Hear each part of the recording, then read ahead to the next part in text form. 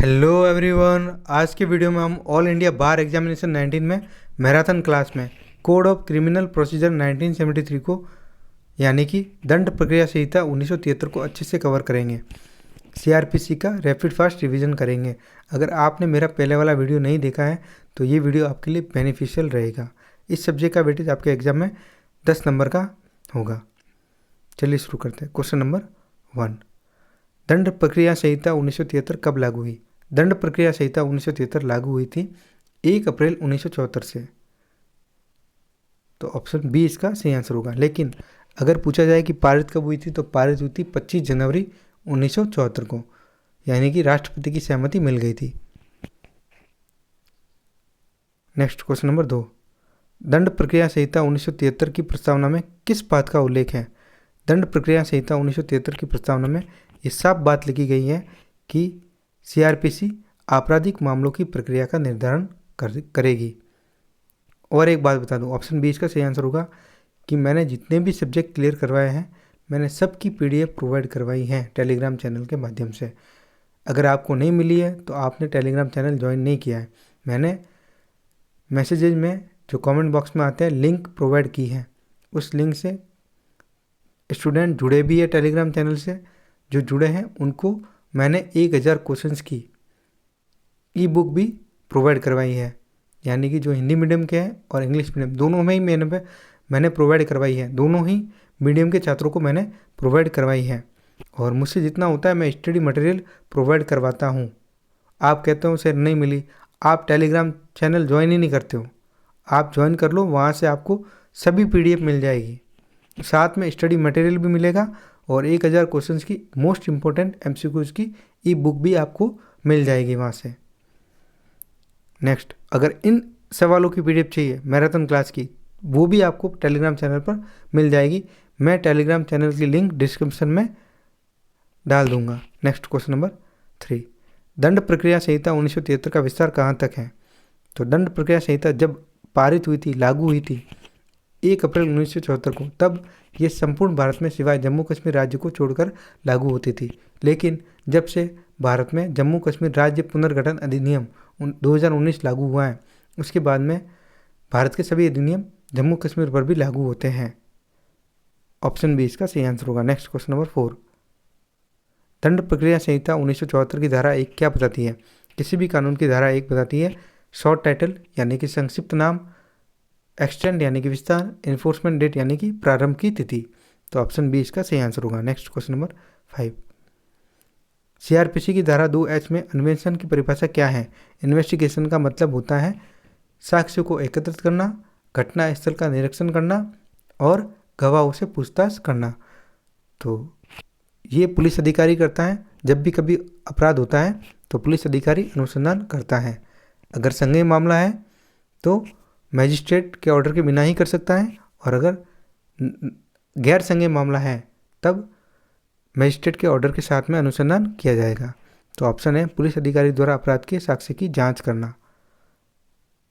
Next question number 6, संज्ञेय अपराध की परिभाषा किस धारा में दी गई है?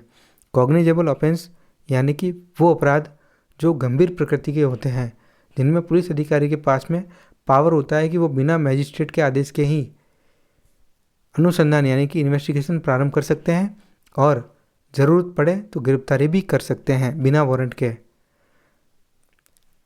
और इन्हें परिभाषित किया गया है धारा 2C में।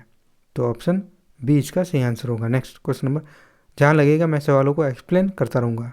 क्वेश्चन नंबर 7, मैजिस्ट्रेट की श्रेणियों का उल्लेख सीआरपीसी की किस धारा में है? तो मैं आपको बता दूँ, धारा 6 में मैजिस्ट्रेट की श्रेणियों का उल्लेख किया गया है। अब मैजिस्ट्रेट की श्रेणियाँ क्या हो सकती है मैं आपको बताता हूँ। एक होती है सीजेएम यानी कि मुख्य न्यायिक मजिस्ट्रेट, दूसरा होता है ACJM additional chief judicial magistrate यानी कि अतिरिक्त मुख्य न्यायिक मजिस्ट्रेट। फिर आते हैं जुडिशियल मजिस्ट्रेट, इसमें भी 2 क्लास है, फर्स्ट क्लास सेकंड क्लास। इस तरह से श्रेणियों में बांटा गया है। नेक्स्ट क्वेश्चन नंबर 8, सीआरपीसी में पुलिस रिपोर्ट की परिभाषा किस धारा में दी गई है? तो धारा 2R में दी गई है। अब पुलिस रिपोर्ट क्या होती है? अनुसंधान जब भी पूरा होगा तो अनुसंधान पूरा होने के बाद वरिष्ठ पुलिस अधिकारी अपनी रिपोर्ट को मैजिस्ट्रेट के समक्ष दाखिल करेगा यानी कि भेजेगा। तो इसे ही पुलिस रिपोर्ट कहते हैं। पुलिस रिपोर्ट को आम भाषा में चार्जशीट या चालान के नाम से जाना जाता है। नेक्स्ट क्वेश्चन नंबर 9, सीआरपीसी के तहत शिकायत की परिभाषा कौन सी धारा में दी गई है? कंप्लेन। कंप्लेन की परिभाषा दी गई है धारा 2D में। अब कंप्लेन क्या होती है? कंप्लेन मजिस्ट्रेट के समक्ष किए गए मौखिक या लिखित दोषारोपण को कंप्लेन कहते हैं। क्या होता है? फॉर एग्जाम्पल, मैं आपके साथ में एक एग्जाम्पल के जरिए मैं आपको ये समझाता हूँ कि अगर आपके साथ में कोई अपराध होता है तो सबसे पहले आप क्या करोगे? इन्फॉर्मेशन देने के लिए नियरेस्ट पुलिस ऑफिसर के पास में पुलिस स्टेशन में जाओगे। पुलिस ऑफिसर को सारी बात बताओगे। अगर पुलिस अधिकारी को लगता है कि आपका अपराध संज्ञेय होना पाया जाता है तो वो आपकी एफआईआर को दर्ज करेगा धारा 154 में और अनुसंधान प्रारंभ कर देगा। अब अगर पुलिस अधिकारी को लगता है कि आपके साथ में हुआ अपराध गैर संज्ञेय है तो वो आपकी एफआईआर को दर्ज करेगा धारा 155 में।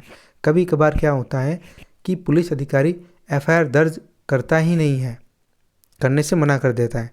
तब आपके पास में एक अधिकार है, एक ऑप्शन है कि आप सुप्रिंटेंडेंट ऑफ पुलिस के पास में जा सकते हो व्यक्तिगत तौर पर, या तो फिर लिखित में बाई पोस्ट एफआईआर को भेज सकते हो। सुप्रिंटेंडेंट ऑफ पुलिस भी अगर एफआईआर पर ध्यान नहीं देता है तो फिर आप धारा 156(3) में न्यायालय में परिवाद लेकर के मजिस्ट्रेट के समक्ष पेश हो सकते हो। तो इस प्रकार 2 प्रकार के मामले बने हैं। अगर एफआईआर दर्ज हो गई तो पुलिस केस बनेगा, एफआईआर दर्ज नहीं हुई और आप कोर्ट में चले गए तो फिर कंप्लेन केस बनेगा। तो यहाँ से आपको अच्छे से समझ में आ गया होगा। नेक्स्ट क्वेश्चन नंबर 10, दंड न्यायालयों की शक्ति से संबंधित प्रावधान सीआरपीसी की किस धारा में है? तो मैं आपको बता दूं कि दंड न्यायालय कितने प्रकार के होते हैं। सबसे ऊपर की अदालत होती है उच्च न्यायालय।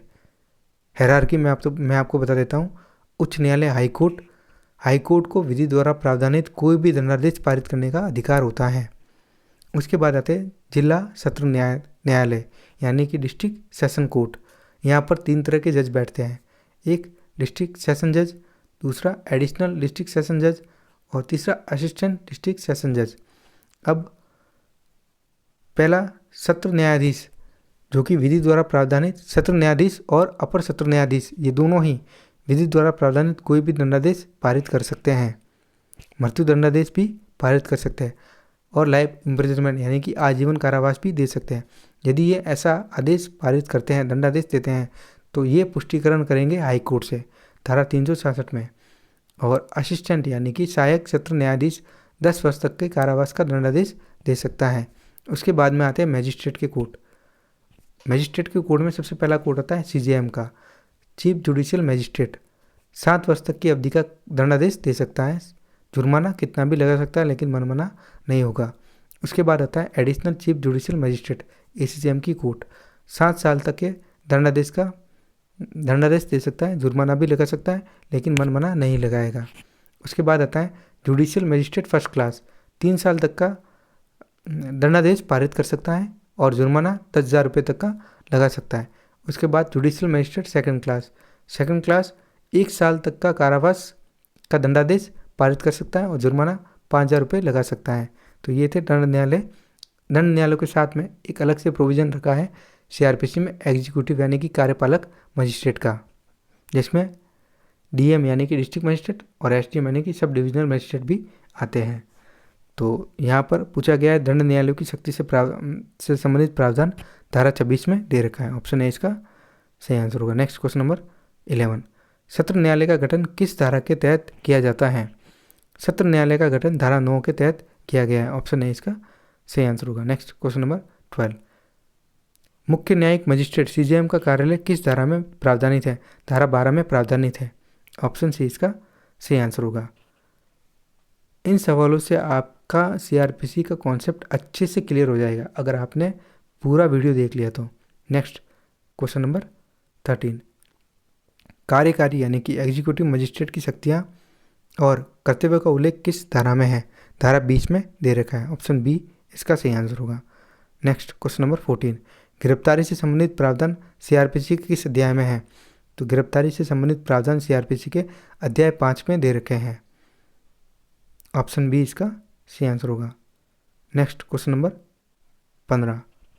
सीआरपीसी की कौन सी धारा किसी व्यक्ति को गिरफ्तार करने की सामान्य प्रक्रिया बताती है? तो प्रक्रिया का निर्धारण बताती है धारा 46। ऑप्शन बी इसका सही आंसर होगा। आपको बेरक लेके ये वीडियो देखना है साथ में। Next question number 16। गिरफ्तारी के समय आरोपी को किस धारा के तहत उसकी गिरफ्तारी का कारण बताना अनिवार्य है? धारा 50 में उसके गिरफ्तारी का कारण भी बताया जाएगा। ऑप्शन सी इसका सही आंसर होगा। Next question number 17।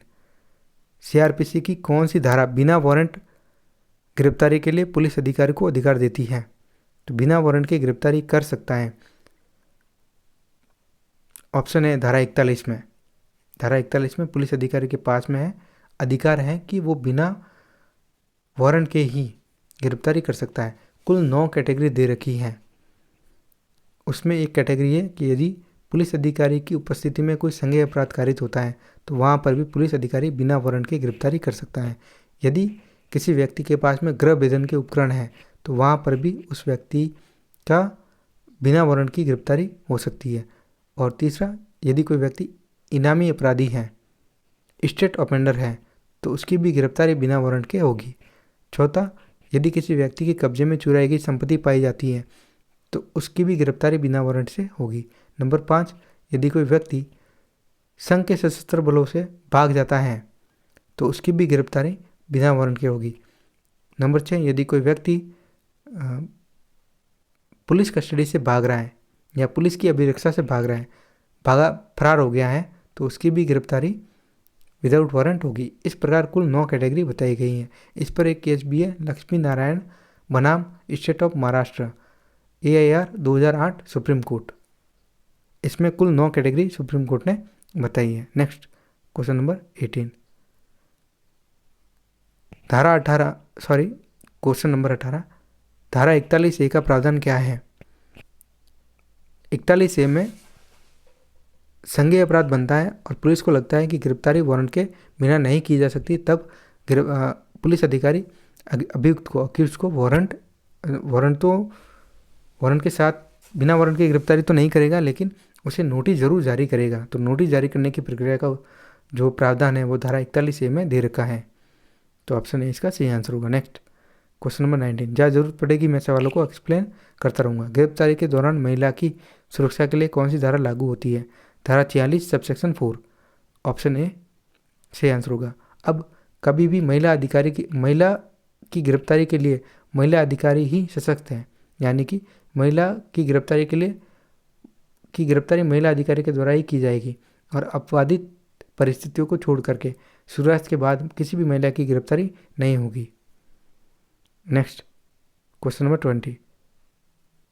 किसी व्यक्ति को गिरफ्तार करने के बाद मजिस्ट्रेट के समक्ष पेश करने की अधिकतम अवधि क्या है? तो 24 घंटे के भीतर गिरफ्तार किए गए व्यक्ति को निकटतम मजिस्ट्रेट के समक्ष पेश करना ही पड़ेगा। ऑप्शन बी इसका सही आंसर है। Next question number 21। सीआरपीसी के तहत गिरफ्तारी के समय तलाशी लेने का प्रावधान किस धारा में है? तो तलाशी लेने का प्रावधान धारा 51 में है। तो ऑप्शन बी इसका सही आंसर होगा। Next question number 22। तलाशी ली जाएगी जब तलाशी में कुछ सामान पाया जाता है तो उसकी एक लिस्ट भी बनाई जाएगी। गिरफ्तारी के समय अभियुक्त को उसके अधिकारों के बारे में सूचना देने का प्रावधान किस धारा में है? धारा 50 में ऐसा प्रावधान है। ऑप्शन ए इसका सही आंसर होगा। Next question number 23। गिरफ्तार व्यक्ति को अपने अधिवक्ता से मिलने से संबंधित सीआरपीसी की कौन सी धारा लागू होती है? तो गिरफ्तार व्यक्ति का अधिकार है वो अपनी पसंद के अधिवक्ता से बात कर सकता है। तो ये धारा 41D में दे रखा है। ऑप्शन बी इसका सही आंसर होगा। Next question number 24। गिरफ्तार व्यक्ति को तुरंत जमानत के लिए आवेदन का अधिकार किस धारा में दिया गया है? तो तुरंत गिरफ्तारी का अधिकार दिया गया है, जमानत का अधिकार दिया गया है धारा 50 सबसेक्शन 2 में। ऑप्शन ए इसका सही आंसर होगा। Next question number 25। गिरफ्तार व्यक्ति को चिकित्सा परीक्षण के लिए भेजने का प्रावधान सीआरपीसी की किस धारा में है? सीआरपीसी की धारा 53 में दे रखा है। तो ऑप्शन बी इसका सही आंसर होगा। धारा 53 ये कहती है कि गिरफ्तार व्यक्ति का चिकित्सा परीक्षण किया जाएगा। नेक्स्ट क्वेश्चन नंबर 26, सीआरपीसी में सम्मन और वारंट की प्रक्रिया किस अध्याय में दी गई है? सम्मन और वारंट न्यायालय की आदेशिकाएं होती हैं और ये धारा 6 में दे रखी, अध्याय 6 में, चैप्टर 6 में दे रखा है। नेक्स्ट क्वेश्चन नंबर 27, सम्मन जारी करने का प्रावधान सीआरपीसी की किस धारा में है? सम्मन जारी किया जाएगा धारा 61 में। ऑप्शन है, जब मामले या अपराध सामान्य प्रकृति का है तो अभियुक्त को गिरफ्तार नहीं किया जाएगा, उसे सम्मन जारी किया जाएगा। नेक्स्ट क्वेश्चन नंबर 28, सम्मन को तामील करने का प्रावधान सीआरपीसी की किस धारा में है? सम्मन तामील के लिए धारा 62, धारा 63, धारा 64 तीनों ही प्रावधान करती है। तो ऑप्शन ए, बी, सी तीनों सही है। इसका आंसर होगा option D. Next question number 29, सम्मन तामील करने के लिए यदि अभियुक्त उपलब्ध न हो तो सम्मन किसे दिया जा सकता है? अभियुक्त के परिवार के किसी भी सदस्य को, फैमिली मेम्बर के किसी भी सदस्य को दिया जा सकता है। ऑप्शन ए इसका सही आंसर होगा। नेक्स्ट क्वेश्चन नंबर 30, सीआरपीसी में वारंट जारी करने का प्रावधान किस धारा में है? तो वारंट जारी किया जाएगा धारा 70 में। ऑप्शन ए इसका सही आंसर होगा। नेक्स्ट क्वेश्चन नंबर 31, सीआरपीसी के अनुसार वारंट किन रूपों में जारी किया जा सकता है? वारंट बेलेबल भी हो सकता है, नॉन बेलेबल दोनों ही हो सकता है। ऑप्शन सी इसका सही आंसर होगा। नेक्स्ट क्वेश्चन नंबर 32, वारंट को तामील करने की प्रक्रिया सीआरपीसी की किस धारा में वर्णित है? तो वारंट को तामील करने के लिए धारा 72 यानी कि 72 में दी गई है। ऑप्शन ए इसका सही आंसर होगा। नेक्स्ट क्वेश्चन नंबर 33, किस धारा के तहत मजिस्ट्रेट को एफआईआर दर्ज करने का आदेश देने का अधिकार है? तो अब यह मजिस्ट्रेट को एफआईआर दर्ज करने का आदेश देने का अधिकार पड़ ही क्यों रहा है? जब कभी भी कोई अपराध होता है तो अपराध की इन्फॉर्मेशन देने के लिए पुलिस स्टेशन जाते हैं और पुलिस अधिकारी अगर एफआईआर को नहीं दर्ज करते हैं तो हम जाते हैं सुप्रिटेंडेंट ऑफ पुलिस के पास में। अगर सुप्रिटेंडेंट ऑफ पुलिस भी एफआईआर दर्ज नहीं करती है तब हमारे पास ये अधिकार है कि हम जाएंगे मजिस्ट्रेट के पास में एज ए कंप्लेन लेकर के, परिवाद लेकर के, और फिर उस परिवाद को लेकर के जाएंगे धारा 156(3) में। और 156(3) में या तो मजिस्ट्रेट आदेश दे सकता है एफआईआर को दर्ज करने का और या तो फिर सीधी कार्रवाई कर सकता है। तो ऑप्शन ए इसका सही आंसर होगा 156(3). नेक्स्ट क्वेश्चन नंबर 34, धारा 164 सीआरपीसी किससे संबंधित है? धारा 164 में क्या होता है? कन्फेशन होता है, मजिस्ट्रेट के समक्ष बयान होते हैं। तो ऑप्शन सी इसमें इकबालिया बयान, जिसे कन्फेशन कहेंगे, हिंदी में संस्वीकृति भी कहते हैं। नेक्स्ट क्वेश्चन नंबर 35, दंड प्रक्रिया संहिता की कौन सी धारा पुलिस को किसी व्यक्ति को गिरफ्तार करने का अधिकार प्रदान करती है? धारा 41 पुलिस अधिकारी को किसी व्यक्ति को गिरफ्तार करने का अधिकार देती है। ऑप्शन ए इसका सही आंसर होगा। नेक्स्ट क्वेश्चन नंबर 36, धारा 125 सीआरपीसी किससे संबंधित है? धारा 125 सीआरपीसी भरण पोषण से संबंधित है। भरण पोषण पत्नी ले सकती है, बच्चे भी ले सकते हैं। अगर लड़के हैं तो जब तक वो वयस्क नहीं हो जाते हैं अपने पिता से मेंटेनेंस ले सकते हैं। लड़की है तो जब तक उसका विवाह नहीं हो जाता अपने पिता से मेंटेनेंस ले सकती है, और माता पिता तो ले ही सकते हैं। नेक्स्ट क्वेश्चन नंबर 37, धारा 482 सीआरपीसी का उद्देश्य क्या है? धारा 482 मैं आपको बता देता हूँ। धारा 482 न्यायालय की अंतर्निहित यानी कि इनहेरेंट पावर को बताती है। और इनहेरेंट पावर कहाँ पढ़ा था? सीपीसी में पढ़ा था। सीपीसी 1908 में धारा 151 में न्यायालय के पास में अंतर्निहित शक्तियाँ होती हैं, इनहेरेंट पावर होता है। लेकिन सीआरपीसी में धारा 482 में अंतर्निहित शक्तियाँ होती हैं। तो ऑप्शन सी इसका सही आंसर होगा। नेक्स्ट क्वेश्चन नंबर 38, सत्र न्यायालय में सुनवाई प्रारंभ करने के लिए किस धारा के तहत आरोप तय किए जाते हैं? जब भी कभी trial by court of session होगा, सत्र न्यायालय में सुनवाई प्रारंभ होगी, तो धारा 228 में चार्जेस फ्रेम किए जाएंगे। चार्जेस फ्रेम करने की स्टेज कब आती है? जब अपराध होता है, एफआईआर दर्ज होती है, एफआईआर दर्ज होने के बाद अनुसंधान प्रारंभ होता है। अनुसंधान प्रारंभ होने के बाद 60 या 90 दिनों के भीतर न्यायालय में वरिष्ठ पुलिस अधिकारी को चार्जशीट पेश करनी होती है। जब चार्जशीट न्यायालय के समक्ष आती है तो न्यायालय अपना जुडिशियल माइंड अप्लाई करता है और देखता है कि क्या अपराध बन रहा है या नहीं बन रहा है। अगर अपराध बन रहा है, नहीं बनता है, तो कार्रवाई को ड्रॉप कर देगा। और अगर न्यायालय को लगता है कि नहीं अपराध तो बन रहा है, तो न्यायालय करेगा चार्जेस फ्रेम।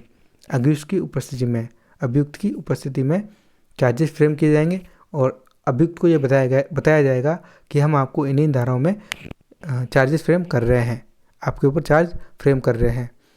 इससे अभियुक्त को क्या फ़ायदा होगा? इससे ये फ़ायदा होगा कि अभियुक्त को पता चल जाएगा कि मुझे किन धाराओं में बचाव या डिफेंस करना है। तो धारा 228 आरोप तय किए जाएंगे। ऑप्शन सी इसका सही आंसर होगा। नेक्स्ट क्वेश्चन नंबर 39, अध्याय 12 सीआरपीसी किस विषय से संबंधित है? अध्याय 12 में साफ तौर पर लिखा गया है कि संज्ञेय मामलों में इतिला। मैं आपको सीधा ही बता देता हूँ, ऑप्शन में भले ही ना हो, लेकिन मैं आपको बताता हूँ। संज्ञेय मामलों में इतिला, एफआईआर शब्द को परिभाषित नहीं किया गया है सीआरपीसी में और ना ही बीएनएसएस में, जो कि नया आपराधिक कानून है जिसने सीआरपीसी की जगह ली है, रिप्लेस किया है। उसमें भी एफआईआर को डिफाइन नहीं किया है। अब मैं आपको बताता हूँ, सीआरपीसी पर अगर आपकी कमांड अच्छी है तो बीएनएसएस पर तो हो ही जाएगी, क्योंकि ज़्यादा कुछ भी मेजर चेंज नहीं हुआ है, धाराओं को क्रम बदला गया है। नेक्स्ट क्वेश्चन नंबर 40, पुलिस द्वारा संज्ञेय अपराध की सूचना दर्ज करने का प्रावधान किस धारा में? संज्ञेय मामलों में अपराध की सूचना दर्ज करेगा पुलिस अधिकारी धारा 156 में। तो ऑप्शन ए इसका सही आंसर होगा। नेक्स्ट क्वेश्चन नंबर 41, गैर संज्ञेय अपराध की सूचना का प्रावधान सीआरपीसी की किस धारा में? नॉन कॉग्निजेबल ऑफेंस है तो धारा 155।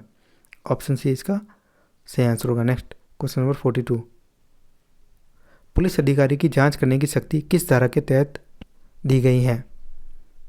तो पुलिस अधिकारी जांच कर सकता है धारा 156 में, पावर दे रखा है। तो ऑप्शन बी इसका सही आंसर होगा। नेक्स्ट क्वेश्चन नंबर 43, धारा 157 सीआरपीसी किससे संबंधित है? धारा 157 सीआरपीसी में क्या होता है? पुलिस अधिकारी संज्ञेय मामलों में अपराध की सूचना मजिस्ट्रेट को भेजता है, तो sending report to magistrate. Option C इसका सही आंसर होगा। नेक्स्ट क्वेश्चन नंबर 44, यदि पुलिस को संज्ञेय अपराध की सूचना प्राप्त होती है तो सीआरपीसी की किस धारा के तहत मजिस्ट्रेट को रिपोर्ट भेजी जाएगी? धारा 157 में भेजी जाएगी। ऑप्शन ए इसका सही आंसर होगा। नेक्स्ट क्वेश्चन नंबर 45, गैर संज्ञेय अपराध में पुलिस मजिस्ट्रेट की अनुमति के बिना क्या कर सकती है? गैर संज्ञेय अपराध में पुलिस मजिस्ट्रेट की अनुमति के बिना कुछ भी नहीं कर सकती। नॉन कॉग्निजेबल ऑफेंस है तो पुलिस अधिकारी के पास में तो पावर ही नहीं है, क्योंकि जब तक मजिस्ट्रेट का ऑर्डर नहीं मिल जाता तब तक पुलिस कुछ भी नहीं कर सकती। तो ऑप्शन सी इसका सही आंसर होगा। नेक्स्ट क्वेश्चन नंबर 46, धारा 154 सीआरपीसी के तहत दर्ज की गई सूचना किस रूप में होती है? लिखित में होती है, पढ़ी गई होती है? ऑप्शन सी इसका सही आंसर होगा। नेक्स्ट क्वेश्चन नंबर 47, धारा 160 सीआरपीसी के तहत किसे गवाही के लिए बुलाया जा सकता है? गवाही के लिए मैं आपको बता दूं, महिलाओं को नहीं बुलाया जाएगा, 15 साल से कम के बालक हैं उनको नहीं बुलाया जाएगा, और अगर वे व्यक्ति जिनकी उम्र 65 वर्ष से ऊपर हैं तो उनको भी नहीं बुलाया जाएगा। उनके बयानों को अगर लेखबद्ध करना है तो उनके निवास स्थान पर जाकर के पुलिस अधिकारी लेखबद्ध करेंगे। लेकिन 15 साल से 65 वर्ष के बीच में आने वाले जितने भी महिलाएं या पुरुष हैं, व्यक्ति हैं, तो उनके बयानों को दर्ज करने के लिए पुलिस अधिकारी उनको पुलिस थाने बुला सकता है। तो ऑप्शन सी इसका सही आंसर होगा। महिलाओं को नहीं बुलाया जाएगा, 15 साल से कम उम्र के बच्चों को नहीं बुलाया जाएगा, और 65 वर्ष से ऊपर व्यक्ति के आयु वाले व्यक्तियों को नहीं बुलाया जाएगा। ये प्रोविज़न आपको ध्यान में रखने हैं। इससे क्या होगा? इससे आपके सीआरपीसी पर कमांड अच्छी होगी, और ये एक बहुत महत्वपूर्ण सब्जेक्ट है, इसे आपको जानना ही चाहिए। नेक्स्ट क्वेश्चन नंबर 48, धारा 161 सीआरपीसी किस विषय से संबंधित है? धारा 161 में क्या होता है? पुलिस अधिकारी गवाहों से पूछताछ करता है, उनके बयानों को लेखबद्ध करता है। अब जब उनके बयानों को लिखेगा तो उन पर गवाह के हस्ताक्षर नहीं करवाए जाएंगे। ये की पॉइंट है, आपको ध्यान में रखना है। तो ऑप्शन बी इसका सही आंसर होगा। जहाँ पर ज़रूरत पड़ेगी मैं सवालों को एक्सप्लेन करता रहूँगा। Next question number 49। धारा 164 सीआरपीसी में क्या प्रावधान है? मजिस्ट्रेट के समक्ष बयान होता है, तो ऑप्शन बी इसका सही आंसर होगा। Next question number 50। धारा 167 यानी कि 167 सीआरपीसी के तहत पुलिस हिरासत की अधिकतम अवधि क्या है? अब कस्टडी यहाँ पर दो प्रकार से होती है, मैं आपको बता देता हूँ, कॉन्सेप्ट यहीं क्लियर कर देता हूँ। कस्टडी दो प्रकार की होती है, एक जुडिशियल, एक पुलिस कस्टडी। पुलिस कस्टडी की अधिकतम समय सीमा होगी 15 दिन की मैक्सिमम, तो ऑप्शन बी इसका सही आंसर होगा। जुडिशियल कस्टडी को जेल कहते हैं। Next question number 51। धारा 172 सीआरपीसी किससे संबंधित? धारा 172 सीआरपीसी में केस डायरी का रखरखाव होता है। पुलिस अधिकारी केस डायरी रखते हैं, उनमें वो सारी बातें लिखते हैं जो अनुसंधान के दौरान वो जानकारी में रहती है, वो सारी बातें उन केस डायरी में लिखी जाती है। ऑप्शन ए इसका सही आंसर होगा। Next question number 52। धारा 173 सीआरपीसी के तहत पुलिस किसे अपनी अंतिम रिपोर्ट सौंपती है? तो हमेशा ही फाइनल रिपोर्ट कहाँ जाएगी? सबमिट की जाएगी मजिस्ट्रेट के कोर्ट में या न्यायालय में जाएगी, तो ऑप्शन ए इसका सही आंसर होगा। Next question number 53। धारा 174 सीआरपीसी किस स्थिति में लागू होती है? जब कभी भी अप्राकृतिक मृत्यु होती है तब धारा 174 लागू होती है, तो ऑप्शन बी इसका सही आंसर होगा। इसका एक और एग्जाम्पल है, सुसाइड के केस में भी 174 लागू होती है। Next question number 54। धारा 176 सीआरपीसी किस प्रकार की जांच से संबंधित है? तो 176 में जांच करेगा मजिस्ट्रेट द्वारा अप्राकृतिक मृत्यु की जांच की जाएगी, तो ऑप्शन बी इसका सही आंसर होगा। Next question number 55। धारा 151 सीआरपीसी किससे संबंधित है? ये तो बहुत इंपॉर्टेंट सेक्शन है, इनकी जानकारी तो सभी को होनी ही चाहिए। धारा 151 में अगर लगता है कि ये पुलिस के निवारक कार्य हैं, पुलिस अधिकारी को लगता है कि कोई व्यक्ति संज्ञेय अपराध कारित कर सकता है, तो वो उसे गिरफ्तार कर सकती है बिना वारंट के ही, तो ऑप्शन डी संज्ञेय अपराधों को रोकने के लिए गिरफ्तारी, ऑप्शन डी इसका सही आंसर होगा। और जब भी कभी गिरफ्तारी की जाएगी तो 24 घंटे के भीतर एग्जीक्यूटिव मजिस्ट्रेट के समक्ष पेश किया जाएगा। आपको ये बात ध्यान में रखनी है, एग्जीक्यूटिव मजिस्ट्रेट के समक्ष पेश किया जाएगा। नेक्स्ट क्वेश्चन नंबर 56 में सीआरपीसी की किस धारा में परिशांति कायम रखने के लिए प्रतिभूति देने का प्रावधान है? तो प्रतिभूति परिशांति देने के लिए धारा 106 और 107 दोनों में ही प्रावधान कर रखा है, और गुड बिहेवियर के लिए धारा 108, 109 और 110 है, तो आपको ये बात ध्यान में रखनी है। यहाँ पूछा गया है परिशांति कायम रखने के लिए प्रतिभूति देने का प्रावधान। धारा 106 में जुडिशियल मजिस्ट्रेट देगा जब कोई व्यक्ति कॉन्विक्ट हो जाता है उसके बाद, और धारा 107 में कोई भी व्यक्ति लगता है कि शांति भंग कर सकता है, तो उससे बॉन्ड एग्जीक्यूट करवाए जा सकते हैं, तो ऑप्शन बी इसका सही आंसर होगा। Next question number 57। परिशांति भंग होने पर मजिस्ट्रेट किस अवधि तक प्रतिभूति की मांग कर सकता है?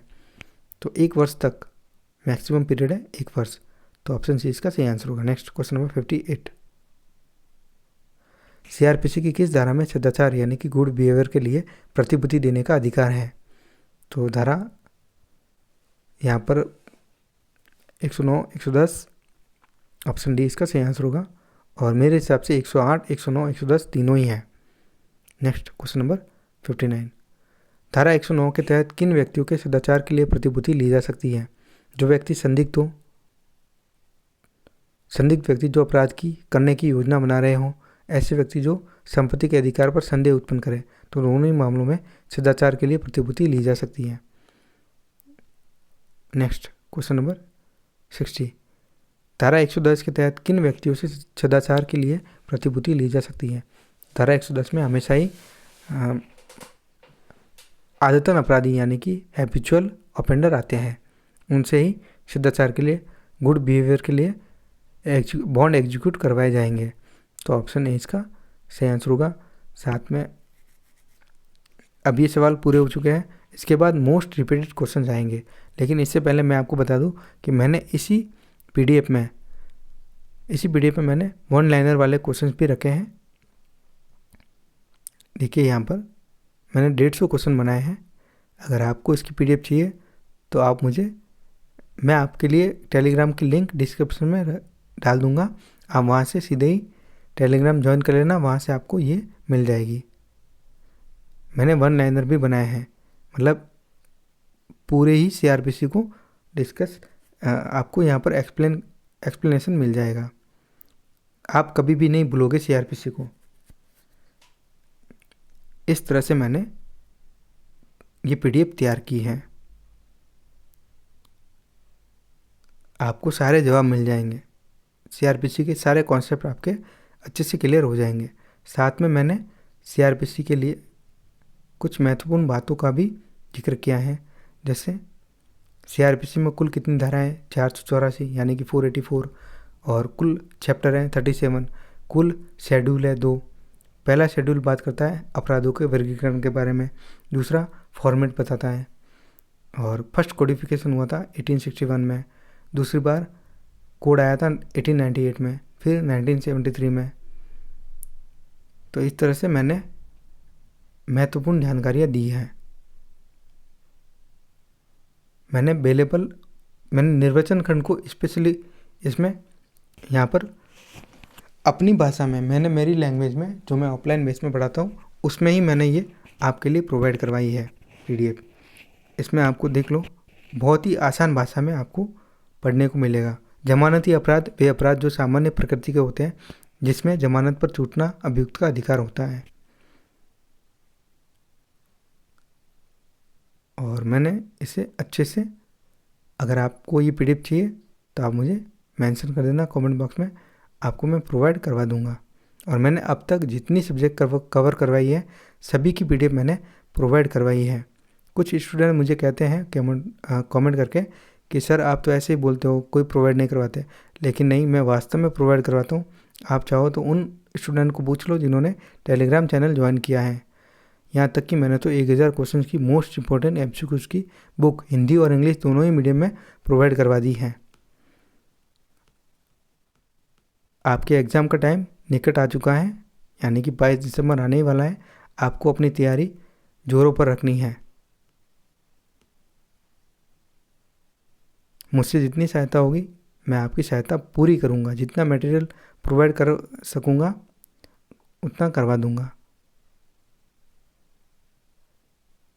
आपके AIB एग्ज़ाम तक मैं आपका साथ दूँगा। अब नेक्स्ट मोस्ट रिपीटेड क्वेश्चंस को एक बार देख लेते हैं कि कौन से सवाल एग्जाम में बार बार पूछे जाते हैं। क्वेश्चन नंबर 1, जमानत के बारे में दंड प्रक्रिया संहिता की कौन सी धारा लागू होती है? तो मैं आपको अब जमानत का पूरा कॉन्सेप्ट ही समझा देता हूँ। जमानत को आप 2 भागों में बांट दो, एक प्री अरेस्ट बेल, एक पोस्ट अरेस्ट बेल, यानी कि जमानत से पूर्व, गिरफ्तारी से पूर्व जमानत, गिरफ्तारी के बाद जमानत। पहली वाली कैटेगरी में आएगा सेक्शन 438 यानी कि एंटीसिपेटरी बेल, अग्रिम जमानत। अग्रिम जमानत में क्या होता है, गिरफ्तारी से पूर्व ही जमानत मिल जाती है। कौन देता है? सत्र न्यायालय और उच्च न्यायालय दोनों ही देते हैं। फिर आते हैं अपन दूसरी वाली कैटेगरी में, गिरफ्तारी के बाद जमानत। गिरफ्तारी के बाद जमानत धारा 436 सेक्शन 436, अगर बेलेबल ऑफेंस है तो अक्यूज को राइट मिल जाएगा जमानत का, बेल पाना उसका राइट मिल जाएगा, उसका अधिकार होगा।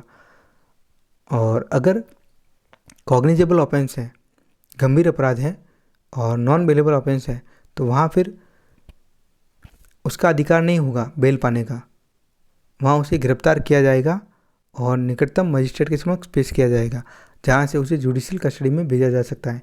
उससे पहले वो जमानत याचिका लगा सकता है न्यायालय में, मजिस्ट्रेट की कोर्ट में। मजिस्ट्रेट की कोर्ट अगर उसकी जमानत को स्वीकार कर लेती है तब तो ठीक है, कोई बात नहीं, वो जमानत से बाहर आ जाएगा। लेकिन मजिस्ट्रेट अगर जमानत को खारिज कर देता है तब अभियुक्त के पास में अधिकार है कि वो धारा 439 में 439 में सत्र न्यायालय में ही जमानत याचिका को लगा सकता है। तो सत्र न्यायालय क्या कर सकता है? जमानत को ग्रांट कर सकता है और खारिज भी कर सकता है। अगर सत्र न्यायालय ने ग्रांट कर दी तब तो ठीक है, ग्रांट नहीं की तो उसके बाद भी अभियुक्त के पास में, अक्यूज के पास में राइट है कि वो हाई कोर्ट में मूव कर सकता है बेल के लिए। तो ये आई होप कि बेल की कॉन्सेप्ट आपको अच्छे से समझ में आ गए होंगे। तो इस क्वेश्चन का आंसर होगा ऑप्शन सी, धारा 436 से लेकर के 439। नेक्स्ट क्वेश्चन नंबर 2, जहाँ जहाँ जरूरत पड़ेगी मैं सवालों को एक्सप्लेन कर दूंगा। धारा 154 के तहत दर्ज की गई पहली प्रथम सूचना रिपोर्ट यानी कि एफआईआर को कौन दर्ज करता है? तो एफआईआर हमेशा ही पुलिस अधिकारी दर्ज करता है। तो ऑप्शन बी इसका सही आंसर होगा। नेक्स्ट क्वेश्चन नंबर 3, धारा 125 सीआरपीसी किससे संबंधित है? तो ये भरण पोषण से संबंधित है। ऑप्शन बी इसका सही आंसर होगा। नेक्स्ट क्वेश्चन नंबर 4, किस धारा के तहत पुलिस आरोपी को 24 घंटे के भीतर मजिस्ट्रेट के सामने पेश करती है? तो धारा 57, ऑप्शन सी इसका सही आंसर होगा। नेक्स्ट क्वेश्चन नंबर 5, कौन सी धारा आपराधिक न्यायालयों के अधिकार क्षेत्र को निर्धारित करती है? तो धारा 177 से लेकर के 189। तो ऑप्शन बी इसका सही आंसर होगा। नेक्स्ट क्वेश्चन नंबर 6, धारा 300 सीआरपीसी किससे संबंधित है? धारा 300 सीआरपीसी किसी अपराध के लिए दोबारा मुकदमा चलाने पर रोक लगाती है, यानी कि प्रोटेक्शन अगेंस्ट डबल जियोपार्डी। एक लैटिन की मैक्सिम भी है, नेमो डेबिट बिज बिक्सारी प्रो उना इडियम कोजा।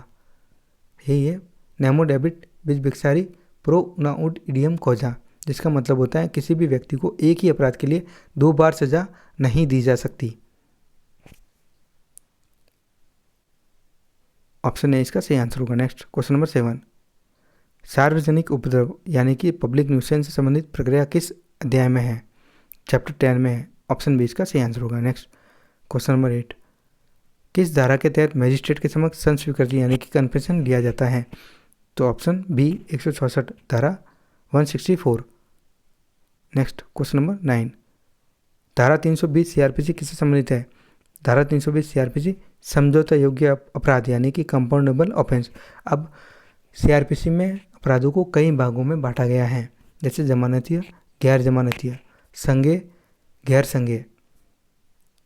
यहाँ पर एक और श्रेणी आती है सम्मन केस, वारंट केस। उसके बाद में कंपाउंडेबल यानी कि समनीय मामला और गैर समनीय मामला। समनीय मामला यानी कि कंपाउंडेबल ऑफेंस वो होते हैं जिनमें राजीनामा हो सकता है। तो धारा 320 समझौता योग्य अपराध पर बात करती है। तो ऑप्शन बी इसका सही आंसर होगा। नेक्स्ट क्वेश्चन नंबर 10, दंड प्रक्रिया संहिता के तहत गैर जमानती अपराध कौन सा होता है?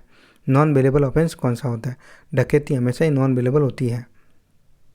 ऑप्शन ए इसका सही आंसर होगा। नेक्स्ट क्वेश्चन नंबर 11, धारा 2H सीआरपीसी में जांच नहीं है, अनुसंधान होगा।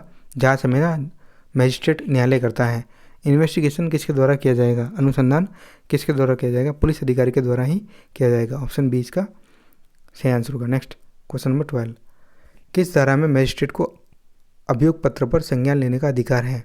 तो अभियोग पत्र पर यानी कि आरोप पर, अभियोग पर धारा 190 में संज्ञान लेगा। सीआरपीसी की धारा 190 में संज्ञान क्या होता है आप समझ लो। जब भी कभी पुलिस अधिकारी अंतिम रिपोर्ट यानी कि चार्जशीट को न्यायालय में पेश कर देते हैं, सबमिट कर देते हैं, उसके बाद न्यायालय के पास फाइनल रिपोर्ट चार्जशीट आ जाती है। चार्जशीट आने के बाद न्यायालय ब्लैंक होता है। न्यायालय अब देखेगा, अपना जुडिशियल माइंड अप्लाई करेगा, चार्जशीट को पढ़ेगा, देखेगा। अब न्यायालय को लगता है कि कोई अपराध नहीं बन रहा है तो कार्रवाई को ड्रॉप कर देगा। लेकिन अगर न्यायालय को लगता है कि नहीं अपराध तो बन रहा है तो वहाँ पर न्यायालय कॉग्निजेंस लेगा। उसके बाद चार्जेस फ्रेम किए जाएंगे। उसके बाद विचारण प्रारंभ होगा। विचारण में साक्ष्यों को लिया जाएगा। अभियोजन पक्ष के साक्ष्य लिए जाएंगे, फिर प्रोजिक्यूशन के लिए जाएंगे, फिर अक्यूज के साक्ष्य को लिया जाएगा, फिर दोनों के फाइनल आर्गुमेंट होगा। उसके बाद जजमेंट आएगा। उस जजमेंट में या तो जो अभियुक्त है वो कॉन्विक्ट हो सकता है, दोषित, या फिर एक्विट यानी कि बरी हो सकता है। नेक्स्ट क्वेश्चन नंबर 13, ड्यूटी के दौरान मृत्यु मामलों की मजिस्ट्रेट जांच किस धारा के तहत करता है? तो करेगा धारा 176 में। ऑप्शन बी इसका सही आंसर होगा। नेक्स्ट क्वेश्चन नंबर 14, धारा 313 सीआरपीसी किससे संबंधित है? धारा 313 अभियुक्त से पूछताछ, examination of the accused. Option A इसका सही आंसर होगा। नेक्स्ट क्वेश्चन नंबर 15, दंड प्रक्रिया संहिता के तहत वारंट किसके द्वारा जारी किया जाता है? वारंट हमेशा ही मजिस्ट्रेट जारी करता है। तो ऑप्शन बी इसका सही आंसर होगा। वारंट लिखित में होगा, 2 प्रतियों में होगा, न्यायालय की सील लगी होगी, मुद्रा लगी होगी, न्यायाधीश के हस्ताक्षर होंगे और जिस व्यक्ति को वारंट जारी किया जाएगा उसका नाम पता लिखा जाएगा। ये अनिवार्य शर्तें हैं। सम्मन पर भी यही शर्तें लागू होती हैं। Next question number 16। किस धारा के तहत अभियुक्त को निःशुल्क कानूनी सहायता दी जाती है? तो निःशुल्क कानूनी सहायता दी जाएगी धारा 313 हो सकती है, नहीं मेरे हिसाब से 304 हो सकती है, सॉरी 304 में ही किस धारा के तहत यानी कि अभियुक्त को निःशुल्क कानूनी सहायता दी जाएगी? ऑप्शन ए धारा 304। Next question number 17। ऐसे क्वेश्चन अगर आते हैं तो आपको सीधे बेरेक से ही सॉल्व करने हैं, क्योंकि कई बार गलतियां हो जाती हैं। क्वेश्चन का सवाल आता है तब भी गलतियां हो जाती है, तो आपको सीधा बेरेक देखना है, क्योंकि आप बेरेक लेकर के जा सकते हो एआईबी के एग्ज़ाम में, और शॉर्ट नोट वाला बेरेक लेकर के जा सकते हो। बेरेक में देख के ही सीधा सवाल को सॉल्व करना है। मेरा सजेशन आपके लिए यही रहेगा। Next question number 17।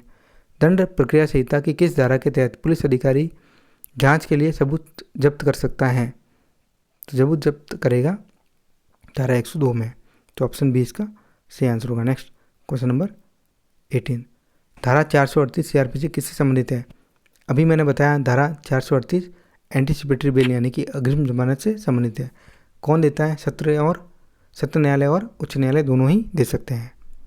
Next question number 19। धारा 482 सीआरपीसी किस उद्देश्य के लिए है? तो 482 में इनहेरेंट पावर है, अंतर्निहित शक्तियाँ हैं, तो ऑप्शन बी इसका सही आंसर होगा। Next question number 20। धारा 144 सीआरपीसी किससे संबंधित है? तो ये तो आम बात है, सभी को पता ही होनी चाहिए। धारा 144 जब भी लगती है यानी कि कर्फ्यू लगता है, अनलॉफुल असेंबली बनती है, तो उसको बिखेर दिया जाएगा, वहाँ पर एकत्रित होने नहीं दिया जाएगा, यानी कि शांति भंग होने की, लॉ एंड ऑर्डर बिगड़ने का पूरी संभावना होती है, तो शांति बनाए रखने के आदेश होते हैं, तो ऑप्शन ए इसका सही आंसर होगा। Next question number 21। धारा 228 सीआरपीसी किससे संबंधित है? धारा 228 में आरोप तय किए जाते हैं, तो ये तो क्वेश्चन गलत प्रिंट हो गया है, इसको तो स्किप कर दो। नेक्स्ट क्वेश्चन नंबर नहीं, इसका सही है, नहीं ये गलत प्रिंट हो गया है, तो इसको तो आप स्किप कर दो। Next question number 22। धारा 164 सीआरपीसी में कबूलनामा दर्ज कौन कर सकता है? तो कन्फेशन हमेशा ही मैजिस्ट्रेट रिकॉर्ड करेगा, तो ऑप्शन बी इसका सही आंसर होगा। Next question number 23। किस धारा के तहत न्यायालय सजा का निलंबन कर सकता है? तो निलंबन के लिए धारा 389 यानी कि 389 है, ऑप्शन ए इसका सही आंसर होगा। Next question number 24। धारा 228 सीआरपीसी किसके लिए महत्वपूर्ण है? धारा 228 में क्या होता है? आरोप तय किए जाते हैं, फ्रेमिंग ऑफ चार्जेस होता है, तो ऑप्शन बी सही होगा। ये सवाल सही प्रिंट हुआ है। Next question number 25। धारा 125 सीआरपीसी के तहत किसे भरण पोषण का अधिकार है? पत्नी को भी है, बच्चे को भी है, माता पिता तीनों को है, तो ऑप्शन ए इसका सही आंसर होगा। Next question number 26। धारा 161 सीआरपीसी में क्या प्रावधान है? हम पढ़ रहे हैं मोस्ट रिपीटेड क्वेश्चंस को, इससे आपके कॉन्सेप्ट भी क्लियर होंगे और सवालों में आने वाले सवालों जो एआईबी के एग्ज़ाम है उसमें आने वाले सवाल भी आपके अच्छे से क्लियर हो जाएंगे। धारा 161 सीआरपीसी में क्या प्रावधान है? 161 में क्या होता है? पुलिस अधिकारी पूछताछ करती है, किससे? गवाहों से, उनके बयानों को लेखबद्ध करती है,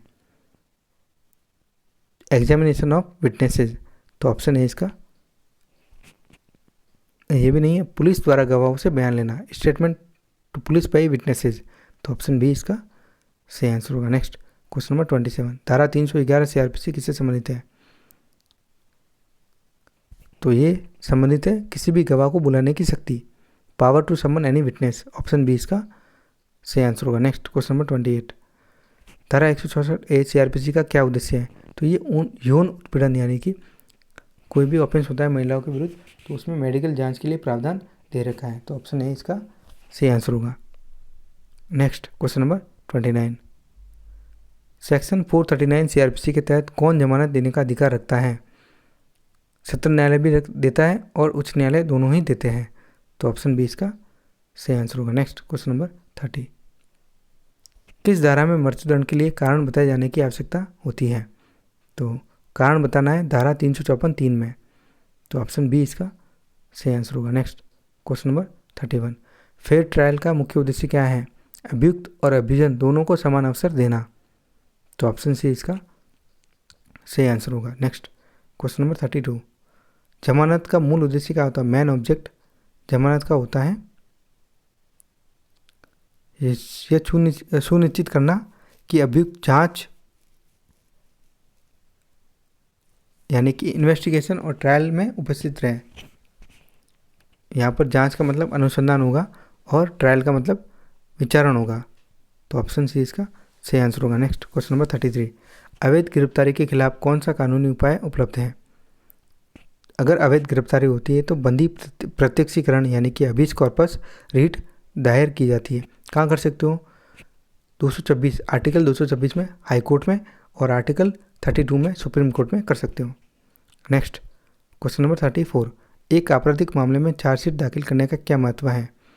तो जब भी चार्जशीट दाखिल की जाती है न्यायालय में, तब मामला अदालत के समक्ष आता है, लाया जाता है और वहीं से न्यायालय कॉग्निजेंस लेता है। वहाँ से फिर कॉग्निजेंस लेने के बाद चार्जेस फ्रेम होते हैं, फिर विचारण प्रारंभ होता है, तो ये महत्वपूर्ण है। ऑप्शन सी इसका सही आंसर होगा। Next question number 35। Plea bargaining का मुख्य उद्देश्य क्या है? ये नया चैप्टर है, जोड़ा गया था अमेंडमेंट 2005 से, और ये एक अच्छा कॉन्सेप्ट है। अगर कोई व्यक्ति 7 वर्ष तक के कारावास से दंडित है और उसे दंड यानी कि न्यायालय ने कॉग्निजेंस ले लिया है और चार्जेस फ्रेम कर दिए हैं, उसके 30 दिन के भीतर प्ली बार्गेनिंग कर सकता है। प्ली यानी प्लीड करेगा, कौन करेगा? अग्यूज करेगा, और बार्गेनिंग यानी कि सौदेबाजी करता है कि आप मुझे कम सजा दे दो, मैं जो है अपना अपराध कबूल कर देता हूँ। तो ये इससे क्या होगा? मामले का शीघ्र निपटारा होगा और न्यायालय का समय भी बचेगा, तो ऑप्शन बी इसका सही आंसर होगा। Next question number 36। Police remand और न्यायिक रिमांड में मुख्य अंतर क्या है? पुलिस रिमांड में अभियुक्त पुलिस की हिरासत में रहता है, जो कि 15 दिन से ज़्यादा नहीं होगी, और न्यायिक रिमांड में जेल में होता है। ऑप्शन बी इसका सही आंसर होगा। Next question number 37। अपराध की प्रथम सूचना रिपोर्ट FIR क्यों महत्वपूर्ण है? क्योंकि ये क्या करती है? ये अनुसंधान शुरुआत करती है, इन्वेस्टिगेशन का प्रारंभ करती हैं। तो यहाँ पर ऑप्शन बी जांच नहीं पढ़ना है आपको, यहाँ लिखा है तो मिस टाइप हो गया है मुझसे। इसका मतलब होगा जांच हमेशा जुडिशियल प्रोसीडिंग है, न्यायालय करती है, इन्वेस्टिगेशन हमेशा पुलिस अधिकारी करता है। तो FIR के बाद क्या होगा? इन्वेस्टिगेशन होगा, नेक्स्ट स्टेप इन्वेस्टिगेशन का होता है, तो ऑप्शन बी इसका सही आंसर होगा। Next question number 38। क्या एक मजिस्ट्रेट FIR दर्ज कर सकता है? केवल संज्ञेय मामलों में ही कर सकता है, संज्ञेय अपराधों में ही कर सकता है। जब पुलिस अधिकारी नहीं करता है, सुप्रिंटेंडेंट ऑफ पुलिस भी नहीं करता है, तब मजिस्ट्रेट कर सकता है, तो ऑप्शन बी इसका सही आंसर होगा। अगर मजिस्ट्रेट भी नहीं करे तो फिर तो आप रीट लेकर के जा सकते हो। Next question number 39। Double jeopardy का क्या मतलब है? तो डबल जियोपार्डी का मतलब होता है एक ही अपराध के लिए किसी व्यक्ति को 2 बार दंड या सजा नहीं दी जाएगी। तो ऑप्शन ए, एक ही अपराध के लिए 2 बार सजा नहीं दी जा सकती, सही आंसर होगा। Next question number 40। प्रथम सूचना रिपोर्ट FIR में किस प्रकार के अपराध दर्ज होते हैं? तो FIR प्रथम सूचना रिपोर्ट संज्ञेय मामलों में इत्तिला, तो संज्ञेय अपराध जहाँ पर ऑप्शन में मिले यानी कि केवल संज्ञेय अपराध, तो ऑप्शन ए इसका सही आंसर होगा। Next question number 41। दंड प्रक्रिया संहिता में डिफ़ॉल्ट बेल का क्या मतलब होता है? तो अब मैं आपको डिफ़ॉल्ट बेल का कॉन्सेप्ट भी क्लियर कर देता हूँ। डिफ़ॉल्ट बेल का मतलब होता है किसी व्यक्ति को गिरफ्तार किया गया है नॉन बेलेबल ऑफेंस यानी कि कॉग्निजेबल ऑफेंस और नॉन बेलेबल ऑफेंस में गिरफ्तार किया गया है, तो उस व्यक्ति का, उस एक्यूज का राइट तो नहीं है बेल पाना, लेकिन वो क्या कर सकता है? वो याचिका लगा सकता है न्यायालय में।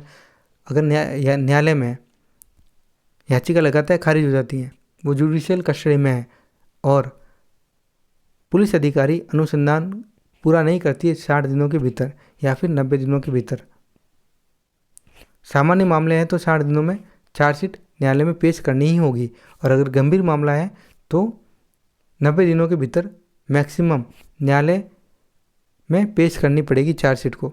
अगर नहीं कर पाती है पुलिस तो फिर उस अक्यूज का बाय डिफ़ॉल्ट राइट हो जाएगा जमानत पर छूटना। तो ये होता है by default bell, default bell.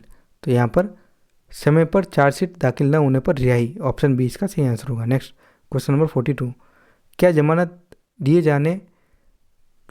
जमानत दिए बिना किसी आरोपी को हिरासत में रखा जा सकता है? केवल गंभीर मामलों में ही रखा जा सकता है।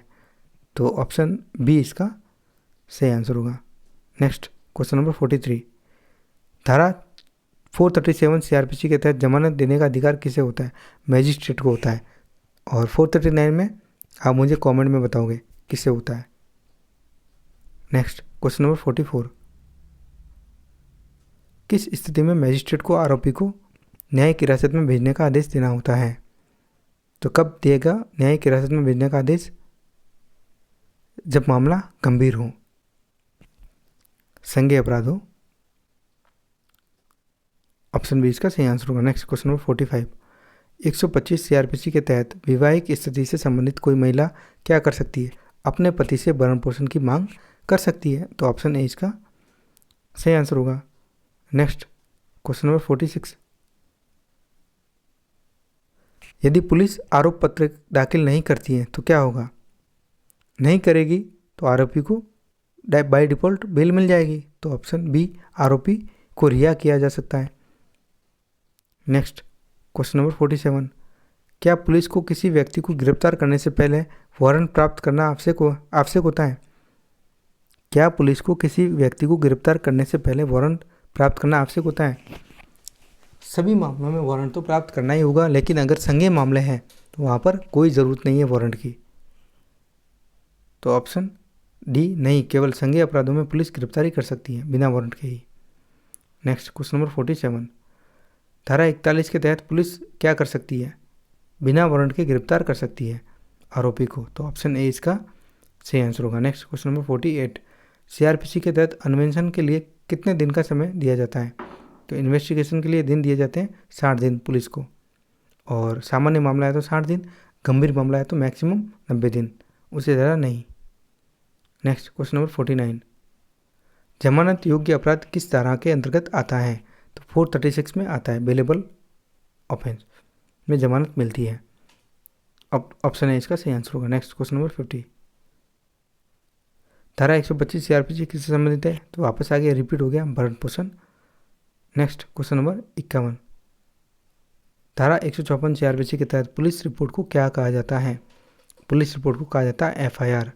एफआईआर को सीआरपीसी में डिफाइन नहीं कर रखा है और बीएनएसएस में भी डिफाइन नहीं किया है, तो ज़्यादा कुछ भी चेंज नहीं हुआ है। मैं आपसे रिक्वेस्ट कर रहा हूँ कि आपकी अगर सीआरपीसी पे कमांड है तो आप डरो मत, घबराओ मत। बीएनएस में same as it is copy paste किया गया है, धाराओं के क्रम को बदला गया, हाँ कुछ प्रावधानों को चेंज किया है जो मैं आपको बता दूंगा। नेक्स्ट क्वेश्चन नंबर 52, धारा 167 यानी कि 167 के तहत आरोपी को हिरासत में अधिकतम कितने दिनों तक रखा जा सकता है? हिरासत में 24 घंटे से ज़्यादा कभी भी नहीं रखा जाएगा, फिर मजिस्ट्रेट के समक्ष पेश किया जाएगा। हाँ, वहाँ से फिर ऑर्डर मिल सकते हैं, या तो जुडिशियल कस्टडी के या फिर पुलिस कस्टडी के। तो ऑप्शन ए इसका सही आंसर होगा। नेक्स्ट क्वेश्चन नंबर 53, धारा 190 सीआरपीसी किससे संबंधित है? धारा 190 सीआरपीसी मजिस्ट्रेट संज्ञान लेता है, कॉग्निजेंस लेता है अपराध पर। तो ऑप्शन डी इसका सही आंसर होगा। नेक्स्ट क्वेश्चन नंबर 54, कौन सी धारा जमानत से पूर्व गिरफ्तारी के लिए है? तो एंटिसिपेटरी बेल यानी कि धारा 438, ऑप्शन बी इसका सही आंसर होगा। नेक्स्ट क्वेश्चन नंबर 55, दंड प्रक्रिया संहिता की किस धारा के तहत गिरफ्तारी का वारंट जारी किया जाता है? तो गिरफ्तारी का वारंट जारी किया जाएगा धारा 70 में। ऑप्शन सी इसका सही आंसर होगा। नेक्स्ट क्वेश्चन नंबर 56, धारा 174 सीआरपीसी किससे संबंधित है? तो ये सब परीक्षण से संबंधित है, ऑप्शन ए इसका सही आंसर होगा। नेक्स्ट क्वेश्चन नंबर 57, सत्र न्यायालय द्वारा दिए गए आदेशों के पुनरीक्षण की शक्ति किसके पास होती है? तो सत्र न्यायालय ने अगर आदेश दिए हैं तो पुनरीक्षण हाई कोर्ट में जाएगा। मैंने आपको सिविल प्रक्रिया संहिता 1908 पढ़ाया था, तो उसमें मैंने आपको बताया था कि पुनरीक्षण यानी कि रिवीजन हमेशा कहाँ होगा, हाई कोर्ट में होगा। लेकिन सीआरपीसी में सत्र न्यायालय यानी कि सेशन कोर्ट और हाई कोर्ट दोनों ही रिवीजन कर सकते हैं। नेक्स्ट क्वेश्चन नंबर 58, अग्रिम जमानत किसके द्वारा दी जा सकती है?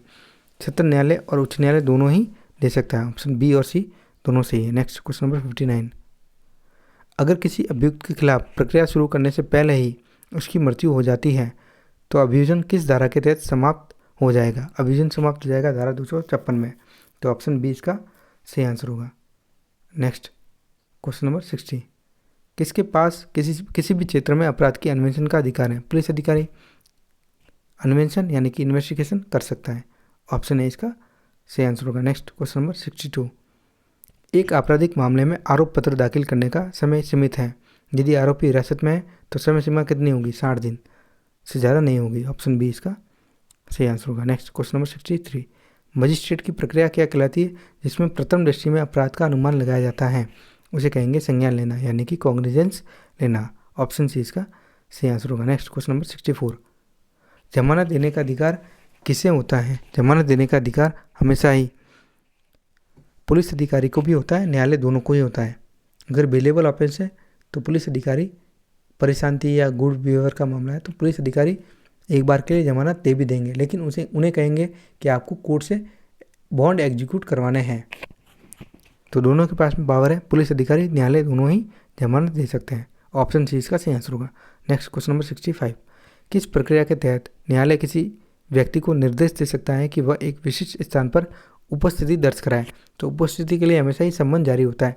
2 प्रतियों में होगा, न्यायालय की मुद्रा लगी होगी, साइन होगा मजिस्ट्रेट का और उस व्यक्ति का नाम होगा जिसके खिलाफ सम्मन इशू किया गया है।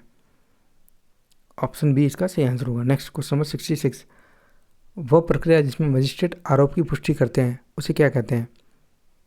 आरोप की पुष्टि करना यानी कि चार्जेस फ्रेम करना। ऑप्शन सी इसका सही आंसर होगा। नेक्स्ट क्वेश्चन नंबर 67, फौजदारी प्रक्रिया संहिता के तहत न्यायालय किसे सम्मन जारी कर सकता है? किसी भी व्यक्ति को यदि वो उचित समझे न्यायालय जारी कर सकता है, चाहे वो गवाह हो या फिर आरोपी क्यों ना हो। नेक्स्ट क्वेश्चन नंबर 68, किस प्रक्रिया के तहत पुलिस अधिकारी व्यक्ति के बयान दर्ज कर सकते हैं? तो अन्वेषण में ही, इन्वेस्टिगेशन के दौरान ही पुलिस अधिकारी धारा 161 में पूछताछ के दौरान गवाहों के बयानों को लेखबद्ध करती है, लेकिन हस्ताक्षर नहीं करेगी। की पॉइंट आपको ध्यान में रखना है, कभी भी धारा 161 में गवाह बयान देते हैं, स्टेटमेंट देते हैं और उस पर साइन कभी भी नहीं करेंगे, हस्ताक्षर नहीं करेंगे। नेक्स्ट क्वेश्चन नंबर 69, किसे गैर संज्ञेय अपराध कहा गया है? नॉन कॉग्निजेबल ऑफेंस, जिनमें पुलिस बिना वारंट के कार्रवाई नहीं कर सकती। तो ऑप्शन सी इसका सही आंसर होगा। नेक्स्ट क्वेश्चन नंबर 70, दंड प्रक्रिया संहिता के तहत कौन सा दस्तावेज अपराध की शुरुआत करता है या सूचना देता है? तो एफआईआर देती है। तो ऑप्शन सी इसका सही आंसर होगा। नेक्स्ट क्वेश्चन नंबर 71, दंड प्रक्रिया संहिता के तहत किसे अपराध की अग्रिम जानकारी कहा जाता है? एफआईआर को कहा जाता है। ऑप्शन ए इसका सही आंसर होगा। नेक्स्ट क्वेश्चन नंबर 72, दंड प्रक्रिया संहिता के तहत आरोपी की गिरफ्तारी के बाद कितनी जल्दी उसे मजिस्ट्रेट के समक्ष पेश करना ही होगा? तो 24 घंटों के भीतर पेश करना ही पड़ेगा गिरफ्तारी के बाद। तो ऑप्शन बी इसका सही आंसर होगा। नेक्स्ट क्वेश्चन नंबर 73, दंड प्रक्रिया संहिता के तहत जमानत के मामले में कोर्ट किस आधार पर निर्णय देता है? कोर्ट देखेगा अपराध की गंभीरता को, अब आरोपी की आयु को और अब आरोपी की प्रतिष्ठा को भी देखेगा, प्रीवियस रिकॉर्ड को भी देखता है जमानत के तहत समय। तो ऑप्शन ए, बी, सी तीनों सही है, इसका आंसर होगा option D. Next question number 74, question number 74, दंड प्रक्रिया संहिता के तहत आरोप पत्र यानी कि चार्जशीट कब दायर किया जा सकता है? अन्वेषण इन्वेस्टिगेशन पूरा होने के बाद। ऑप्शन ए इसका सही आंसर होगा। नेक्स्ट क्वेश्चन नंबर 75, दंड प्रक्रिया संहिता के तहत किसे रिमांड कहा जाता है? रिमांड में क्या होता है? आरोपी को हिरासत में भेजा जाता है। कौन सी हिरासत? Police custody. पुलिस कस्टडी में भेजना ही रिमांड कहलाता है। ऑप्शन ए इसका सही आंसर होगा। और रिमांड में लीगल इलीगल कोई भी तरीका पुलिस अपना सकती है। नेक्स्ट क्वेश्चन नंबर 76, दंड प्रक्रिया संहिता के तहत कौन से मामले में मजिस्ट्रेट आरोप से संबंधित अपराध में आरोपी को दोषमुक्त कर सकता है? जब सबूत अपर्याप्त हैं तब न्यायालय क्या करेगा, मजिस्ट्रेट आरोपी को दोषमुक्त यानी कि एक्विट कर देगा।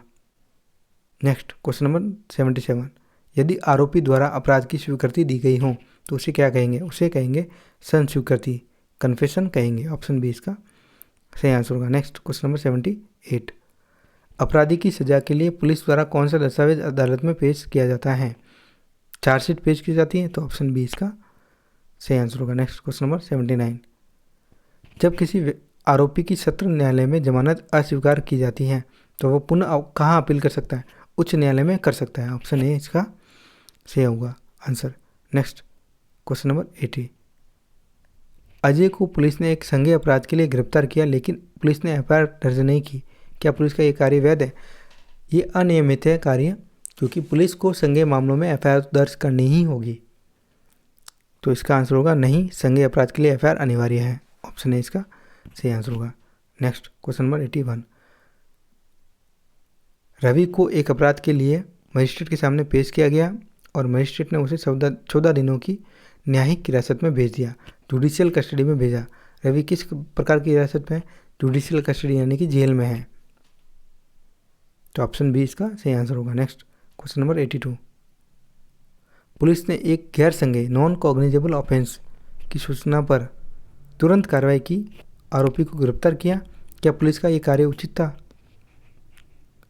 अब देखो सीधी सी बात है कि जब नॉन कॉग्निजेबल ऑफेंस है तो वहाँ पर मजिस्ट्रेट के ऑर्डर का वेट करना पड़ेगा।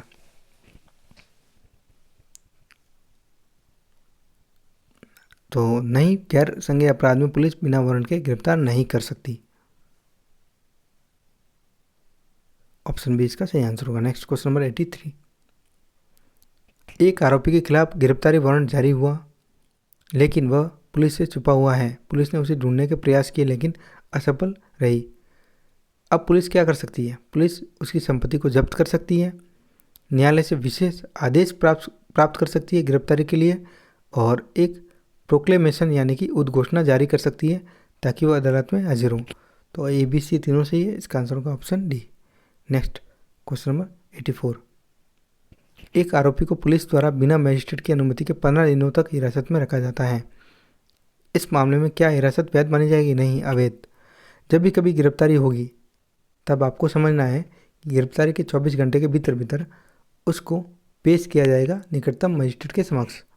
अब इसमें पुलिस अधिकारी वो टाइम एग्जेम्प्ट हो जाएगा, पुलिस अधिकारी न्यायालय तक पहुंचने का समय एग्जेम्प्ट हो जाता है, और उसके बाद अगर पुलिस अधिकारी 24 घंटे में पेश नहीं करती है तो वो उनका कार्य फिर अवैध हो जाएगा और उसके लिए बंदी प्रत्यक्षीकरण रीट दायर की जा सकती है। तो ऑप्शन सी नहीं, आरोपी को केवल 24 घंटे तक ही हिरासत में रखा जा सकता है। नेक्स्ट क्वेश्चन नंबर 85, अदालत ने किसी आरोपी के खिलाफ प्रोक्लेमेशन जारी किया, उद्घोषणा जारी की, क्योंकि वह फरार है। अब अदालत उसके खिलाफ कौन सी अतिरिक्त कार्रवाई कर सकती है? उसकी संपत्ति को कुर्क कर सकती है। तो ऑप्शन है इसका सही आंसर है। तो ये तो हमने सीपीसी में भी पढ़ा था, सीपीसी 1908 में, ऑर्डर 38 में पढ़ा था, arrest before judgment and attachment before judgment. अगर लगता है कि प्रतिवादी भाग सकता है तो प्रतिवादी के फरार होने की संभावना है तो फिर क्या करेंगे, या फिर डिस्पोज ऑफ कर सकता है प्रॉपर्टी को, तो क्या करेंगे, अरेस्ट बिफोर जजमेंट या arrest before attachment before judgment की कार्रवाई हो सकती है। तो यहाँ पर भी वो कार्रवाई दे रखी है कि आरोपी के फरार होने की संभावना है तो आरोपी की संपत्ति को कुर्क किया जा सकता है। नेक्स्ट क्वेश्चन नंबर 86, एक आरोपी को मजिस्ट्रेट ने एक गैर संज्ञेय यानी कि नॉन कॉग्निजेबल ऑफेंस के लिए गिरफ्तारी वारंट जारी किया। आरोपी उस वारंट को चुनौती देना चाहता है, वो किस न्यायालय में चुनौती चैलेंज दे सकता है? तो वो हाई कोर्ट में चैलेंज कर सकता है।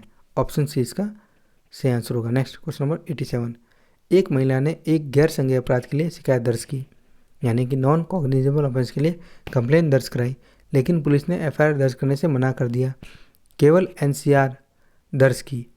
महिला ने मजिस्ट्रेट के सामने आवेदन दिया लेकिन मजिस्ट्रेट ने फिर भी एफआईआर दर्ज करने का आदेश नहीं दिया। तो महिला के पास अब कौन सा कानूनी विकल्प बचा है? तो यहाँ पर मिस प्रिंट हो गया है। महिला ने संज्ञेय अपराध के लिए शिकायत दर्ज की, लेकिन पुलिस ने एफआईआर दर्ज करने से मना किया, लेकिन एनसीआर दर्ज की। ये थोड़ा मिस प्रिंट हो गया है, तो आपको गैर नहीं पढ़ना है, पहली लाइन में आपको संज्ञेय पढ़ना है। तो वह उच्च न्यायालय में रीट दायर कर सकता है। ऑप्शन ए इसका सही आंसर होगा। Next question number 88। कुछ सवाल मिस प्रिंट हो जाते हैं। एक मजिस्ट्रेट ने एक आरोपी के खिलाफ आरोप तय करने के बाद ये पाया कि गवाहों के बयान और सबूत पर्याप्त नहीं है। ऐसी स्थिति में मजिस्ट्रेट क्या कर सकता है? ऐसी स्थिति में मजिस्ट्रेट आरोपी को दोषमुक्त यानी कि एक्विट कर सकता है।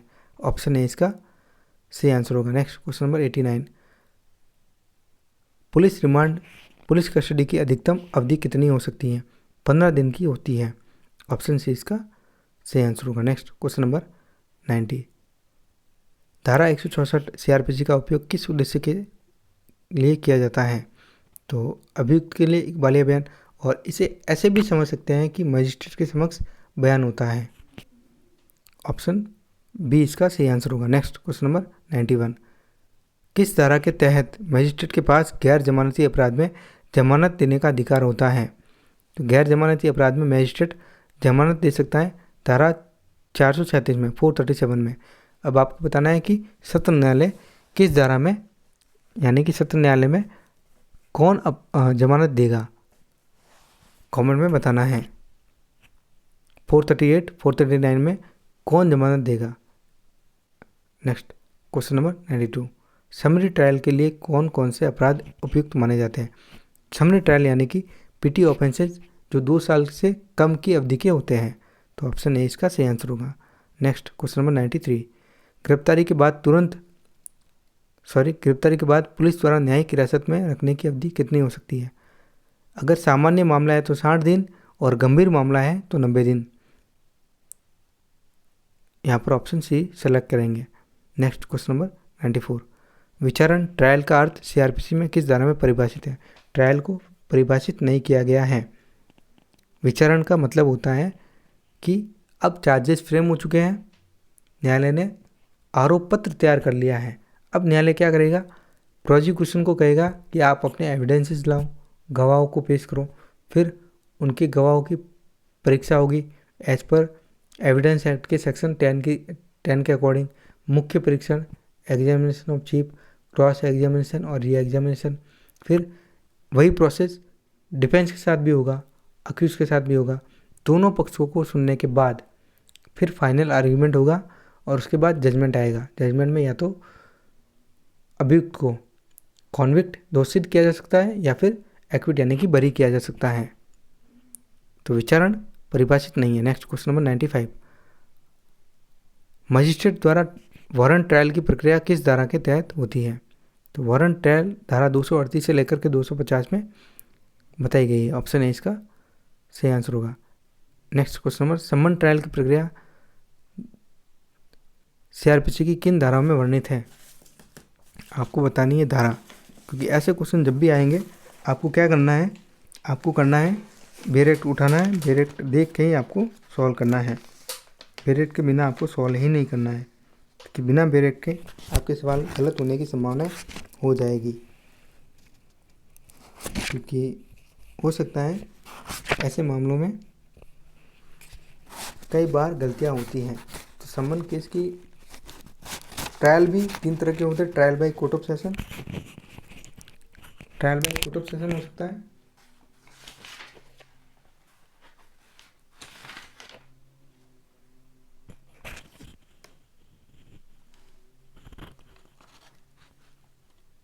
संक्षिप्त विचारण यानी कि summary trial.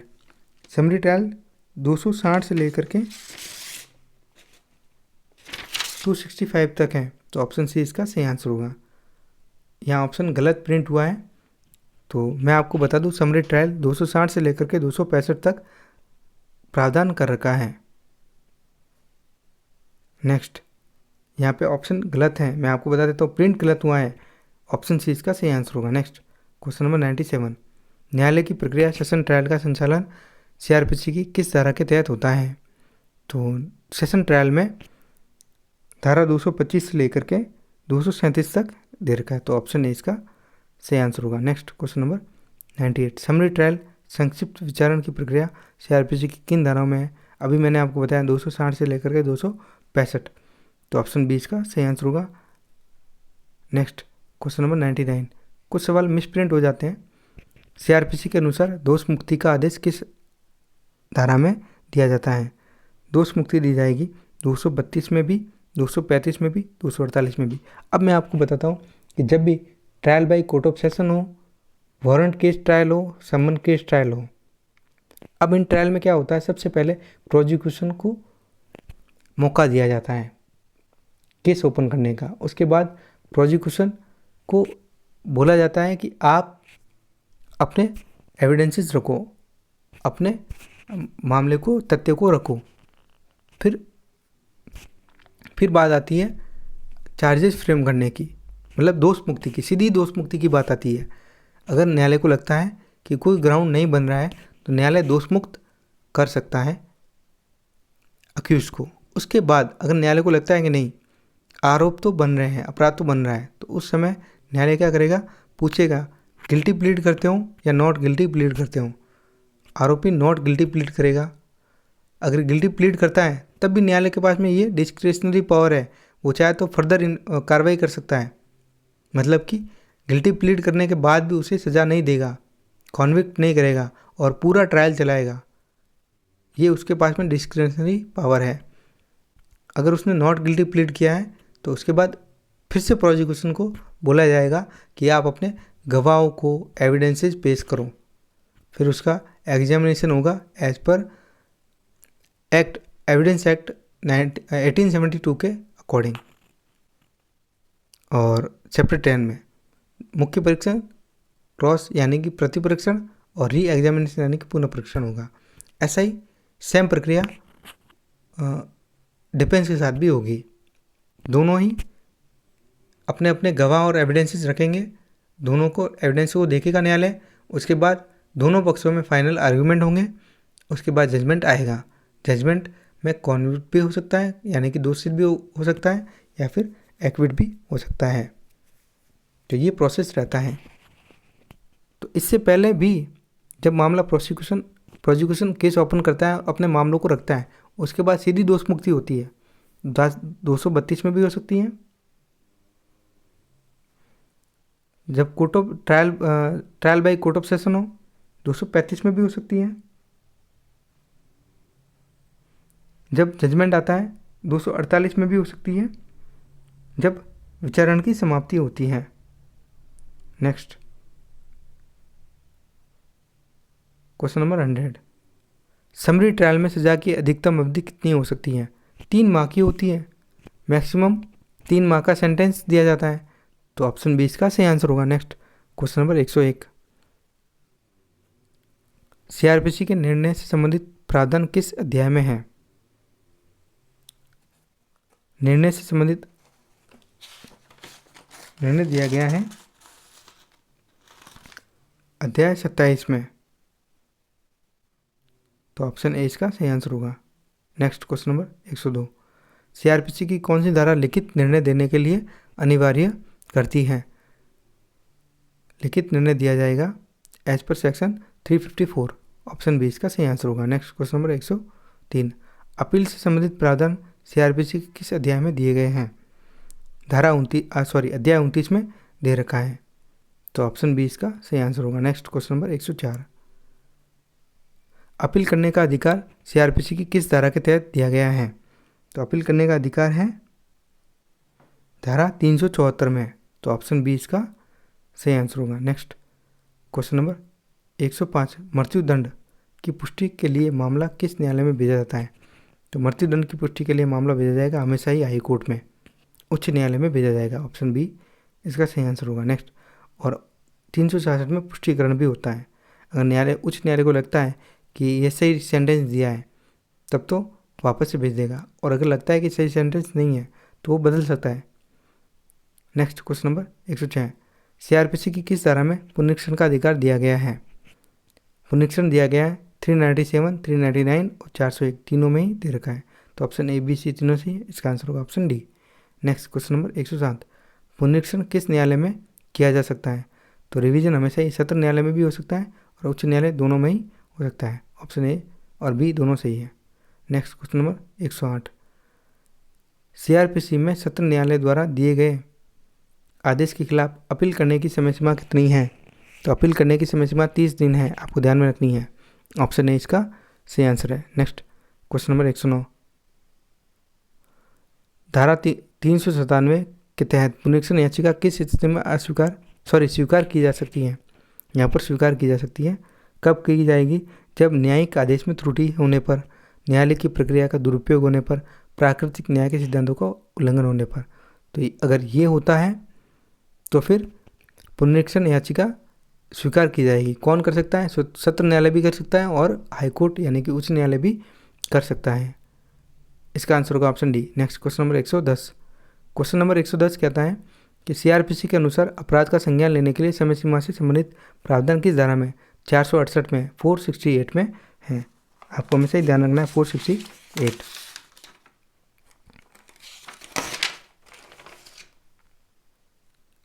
Next question number 111, धारा 468 के तहत संज्ञेय अपराधों के लिए समय सीमा का क्या निर्धारण किया गया है? 1 वर्ष से कम वाले सजा में 1 वर्ष और 1 से 3 वर्ष की सजा वाले अपराधों में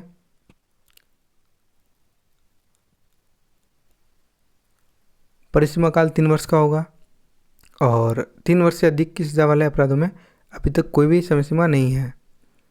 तो ऑप्शन डी इसका सही आंसर होगा। नेक्स्ट क्वेश्चन नंबर 112, यदि अपराध का संज्ञान समय सीमा समाप्त होने के बाद लिया गया है, कॉग्निजेंस लिमिटेशन चला गया है, परिसीमा काल हो गया है, काल बाधित हो गया है, तो क्या किया जाएगा? उस समय मजिस्ट्रेट कारणों को दर्ज करेगा और मामले को आगे बढ़ा सकता है। ऑप्शन सी इसका सही आंसर होगा। नेक्स्ट क्वेश्चन नंबर 113, अपराध की परिसीमा की गणना किस धारा के तहत की जाती है? तो अपराध की समय की गणना की जाएगी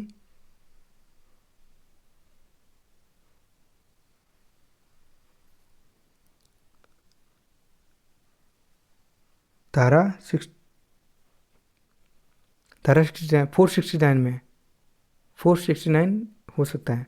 तो ऑप्शन ए इसका सही आंसर होगा। नेक्स्ट क्वेश्चन नंबर 114, धारा 469 के अनुसार अपराध की परिसीमा की गणना कब से शुरू होती है?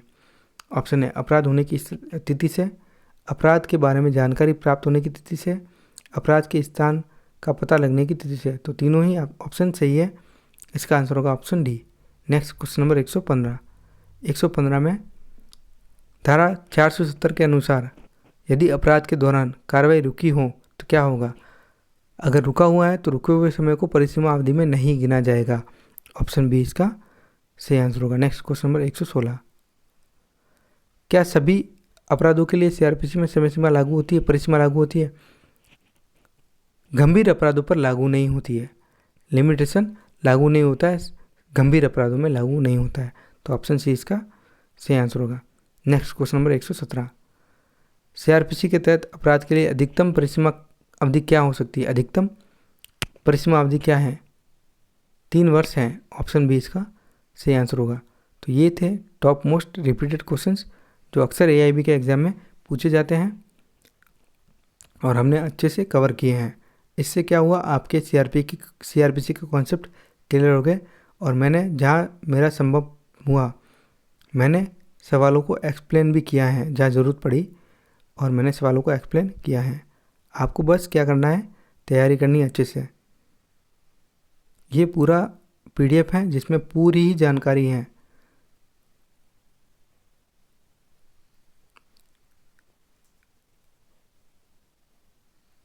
और अगर आपको ये पीडीएफ चाहिए तो आप मुझे कमेंट बॉक्स में मेंशन कर सकते हो, मैं आपको प्रोवाइड करवा दूंगा।